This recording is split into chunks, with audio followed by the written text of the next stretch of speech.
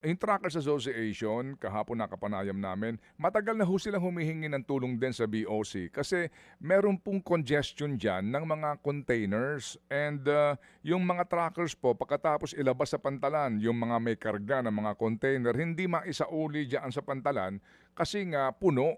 At sabi nga nila, kapag nangyayari yan, mas lumalaki ang cost nila at perwisyo sa kanilang industriya. Matagal na pong humihingi ng tulong ito. Ano ho ba ang problema nyo dyan sa pantalan po kung ba't ganito? Totoo yan, sir, no? Biglang nagkaroon ho ng surge ng overstaying containers, no? Dito sa pantala namin. So hindi po nagba-balance out yung pagpasok at saka paglabas, no? Kaya po may nasa stock sa labas at nagkakaroon po ng additional gastos. Alam ko po nakatatlong meeting na ho, no? Joint meeting si Commissioner Nepomuceno kasama si Deputy Commissioner Uvero at lahat po ng concerned offices. Alam ko po kasama din yung Truckers Association sa meeting na yun. No? Para i-resolve po tong issue na to, no? Purely policy po kasi ng private port operators yung nangyari, no? They started off po yan nung December pa ho, no? Nagpa-sound off na sila na hindi mo na sila tatanggap ng reefer containers for a certain period ng January. Yun na nag-give way dun sa pagkakaroon ng congestion issues na puno po ng reefer containers yung mga pantala natin, itong malaking dalawang pantala natin. Tapos nagkaroon din ng issue dyan sa Sulian. Kaya po nakikipag-ugnayan kami ngayon with both ICTSI and ATI, no? Bumaba naman po na, Sir Ted, yung yard utilization. Pero meron pa rin hong reklamo nga kaming natatanggap pa rin, no? Especially sa mga truckers po natin. Kasi parang ini-implement po yata nila, pag wala pong lalabas, walang papasok dapat na containers. And we want to find out ano ho yung ratio na yun.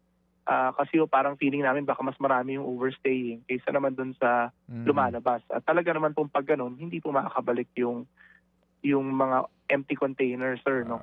Part po ng ginagawa dyan ng Bureau, kung nagtagal na po yung mga overstaying na yan ng more than 90 days, dapat po yan nagbabayad na ng buwis.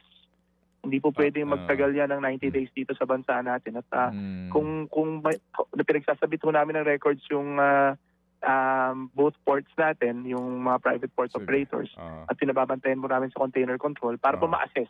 At siguro po pag gano'n, mapilitan silang ilabas na yung mga overstaying containers na yan para po pa mag-benefit naman yung mga containers na newly emptied pa lang po at nagsusoli pa lang naman. Whose fault is it?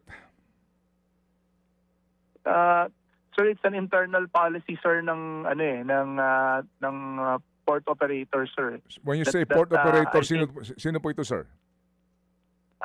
Well, ayoko naman si sir yung ICTSI at ATI, no? Maybe they have their own planning on that. So, but ngayon, we're just focusing on the solution. Pero kapag ho kasi na ganito, na naapektuhan na po, ang cost ng deliveries, palagay ko po dito, hindi na pwedeng hindi po mabilisan ang aksyon dito kasi nagbanta na itong trackers nga na may baka naghihintay pa na presidente makialam. Correct, sir. Ang kaya nga po ilang actions sa rin yung we undertook diyan sa ganyang issue, no. In fact, I think just very recently minute ulit ni Commissioner Nepomuceno lahat ng concerned offices diyan para maglatag ng solution. Pero titingnan ho ulit namin tong issue ng truckers ngayon, no. Kasi ang alam ho namin, sir, nabawasan na yung yard utilization dyan. So dapat po wala ng rason bakit hindi makapagbalik yung ating mga truckers ng kanilang empty containers.